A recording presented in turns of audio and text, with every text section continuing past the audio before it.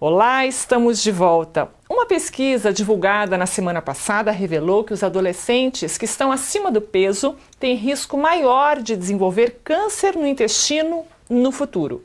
Essa pesquisa, esses estudos, foram feitos por pesquisadores da Universidade de Harvard e também da Universidade de Örebro, na Suécia. Para falar sobre esse assunto, eu converso com a médica coloproctologista, a doutora Doriane dos Reis Lima. Tudo bem, doutora? Tudo bom, Sara. E você? Tudo certinho. Olha, o mais interessante nessa pesquisa é que esses pesquisadores acompanharam cerca de 240 mil suecos por 35 anos.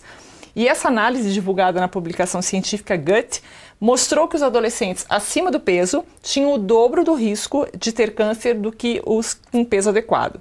As chances são ainda mais altas para adolescentes obesos. Então a pergunta que eu faço é, essa associação entre obesidade na adolescência e o risco de ter ou de desenvolver câncer no intestino no futuro, basta para se adotar políticas preventivas com relação a isso? Em relação à obesidade, na verdade, a obesidade a gente já sabe, já é uma coisa batida, que a obesidade ela vai gerar hipertensão, diabetes, ela vai gerar cardiopatias e também é verdade, sim, que ela aumenta o risco de câncer coloretal, principalmente em obesos e em adolescentes. Por quê? Porque a obesidade ela gera os radicais livres. O que são isso? São pequenas reações que vão nas nossas células normais e vão fazendo pequenas alterações nessas células. E isso favorece a quê? A essas células, elas saírem do estado normal e elas se transformarem em células doentes. Para hipertensão, para diabetes, para cardiopatia, como eu falei, e também para desenvolver câncer, principalmente câncer coloretal. Por quê? A obesidade está relacionada a alimentações gordurosas, né, frituras, e tudo isso, agredindo a mucosa do intestino, favorece com que as células do intestino, elas saem do status normal para um status cancerígeno. Então, sim, é verdade, pode gerar sim. E a pergunta que você me fez, isso é suficiente, para a gente fazer políticas? Sim, não só para o câncer de coloretal, mas por todas essas alterações secundárias da obesidade. Mas sim, a gente já tem que começar na realidade. Na realidade, se você conversar com os pediatras, eles acham que já na infância de recém-nascido, e quando você começa aos 6 meses a introduzir alimentos, você já começa a favorecer com que as células normais se transformem em células obesas. Olha então, só. Já ali na primeira infância. Então, a gente não tem que se preocupar só com o adolescente. Claro que atualmente a gente tem que ver... O foco da pesquisa foi nesse... Certo. Adolescente. Mas que a gente já tem que começar a ver lá na infância. Muito essas bem crianças. Colocado, olha aí. O câncer de intestino, que é o foco agora dessa questão preventiva, é o terceiro, a senhora me corrija se eu estiver errado, é o terceiro tipo de câncer mais comum no mundo. Com quase 1,5 milhão de novos casos por ano. No Brasil, qual é a nossa realidade, doutora Doriane? Então, assim, para 2014... O INCA, que é o Instituto Nacional do Câncer, que é ele que faz toda a coleta de dados, ele publicou que foram, em média, 37 mil novos casos em 2014. Certo. Com cerca de 17 mil mortes em 2014 pelo câncer coloretal. Então, a gente se preocupa muito com câncer de mama. Sim, é o primeiro. É o câncer de pele, o de pulmão, de próstata. Mas, logo em seguida, ele vai vir como terceiro nos homens e em alguns lugares, principalmente aqui no sul do país, como segundo. Tá? Na mulher, fora o câncer de pele. Certo. Né? Então, é um câncer muito prevalente e a gente tem que chamar a atenção da população em relação à prevenção desse câncer coloretal. E aí, a prevenção? Como que a gente pode pensar? Primeiro de tudo, é o foco da nossa entrevista, a alimentação. Então, a obesidade relacionada com as alterações celulares pela própria obesidade. Como você explicou. E também pela alimentação inadequada isso pode gerar um aumento da incidência, sim, do câncer coloretal. Já que você está falando em alimentação, é verdade que o consumo de carne vermelha, processada e gordura abdominal tem relação com o desenvolvimento da doença? Sim, tem sim. Isso aí são fontes de liberação de radicais livres, que são é como se fosse pequenas chave de fenda, ou pequenas ferramentas que vão lá nas células, fazendo com que elas saiam do estado normal. Ativassem. Para deixá-la defeituosa. Então, a gordura abdominal, ela já foi provado que ela aumenta muito a radicais livres, essas microinflamações em todo o corpo. Então, a gente tem que se preocupar, sim, com a gordura abdominal. E essas gorduras processadas, os defumados, todas essas gorduras vegetais, manteigas, margarinas, né? Então, essas gorduras saturadas que são saborosas. Tão apetitosas, né? E ao mesmo tempo é um veneno em potencial, se você for analisar a questão ao longo da vida, né? Sim. E então, também, a gente tem, aqui no Sul, a gente tem a cultura do churrasco. Fantástico, né? Que é fantástico o churrasco. Mas a gente tem que lembrar que a carne, ela fica muito tempo ali na fumaça, junto com a gordura, e isso favorece com que ela fique um pouco mais defumada, e isso é ruim pra gente. Tá, então agora que a gente falou da parte ruim, que os gaúchos não devem estar gostando, e os amantes da carne também não. Eu também gosto e muito. Amo carne. Olha aí, pronto, né?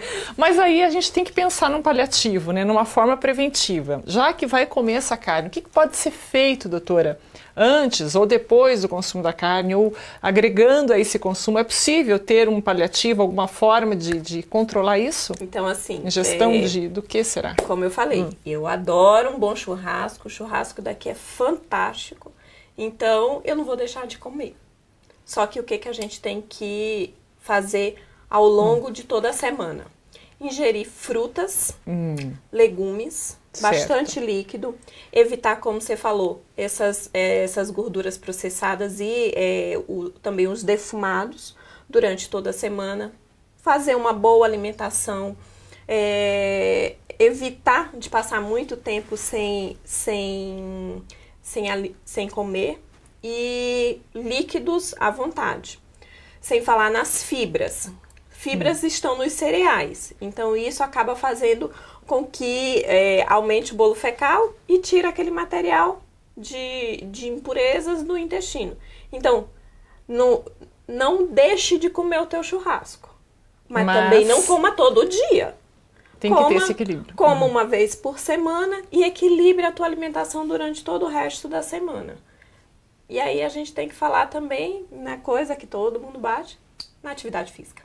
Não dá para fugir disso, né? Está muito associada a essa questão preventiva. Sim, então, até porque a atividade física está relacionada com a gordura abdominal. Exatamente. Né? Então, se você, mesmo você sendo magro, comendo errado e não praticando atividade física, vai ter um acúmulo de gordura abdominal.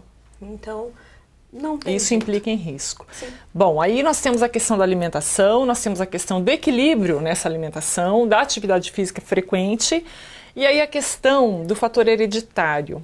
Vamos falar dos exames preventivos, que eu acho assim fantástica a questão da tecnologia, dessa precisão que existe hoje na medicina. E o câncer no intestino é o único câncer, se não me engano, que é possível prevenir através de exames, né, doutora? Sim, o câncer coloretal, realmente por conta da incidência, foi se desenvolvendo todos os métodos de pesquisa. Existe um chamado de pesquisa de sangue oculto nas fezes. Só que ele é feito de um rastreamento mais global.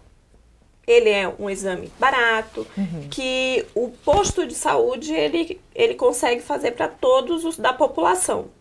Então, ele tem um falso positivo, ele tem um falso negativo, mas ele ajuda a nortear. O que esse exame ele diz? Se tem algum tipo de sangue vindo por dentro do intestino, é feito nas fezes, tá?